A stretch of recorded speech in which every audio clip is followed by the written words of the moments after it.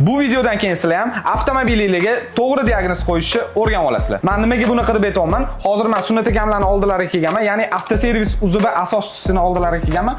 Ayrim bir savollarimiz bor. O'shalarga mijozlarimiz uchun javob olib beramiz. Cobalt avtomobilda bilsangiz tormoz bosganda pedalga urib tashlaydi, udar keladi. O'sha nimadan aka?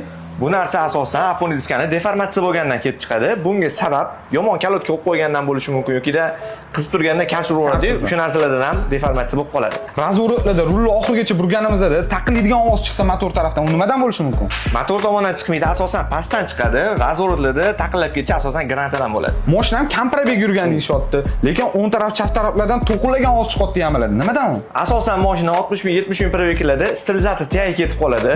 O'sha narsadan ko'pchilik polni hado qilib tashlaydi. Yana bitta muammo bo'lishi mumkin, amortizator tagi tosh kelib qoladigan odati bor ko'plarda. O'sha narsadan taqillab ovoz bera oladi. Yozgi kunida ham konditsioner yoqib yursam, motor tarafdan chirillagan ovoz chiqadi deyishyapti. U nimadan aka? Bu narsa ikkita narsadan bo'lishi mumkin. Remenni ligirovka qilib turadigan nachtildan, agar nachtilni alishtirganda ham yoqa olmasa, mana bu ko'p muammo bo'ladigan generator shkifidan bo'ladi. Bu akamga ham yakras generator shkiflarini qo'yib beramiz. Nachtillar o'zi yaxshi.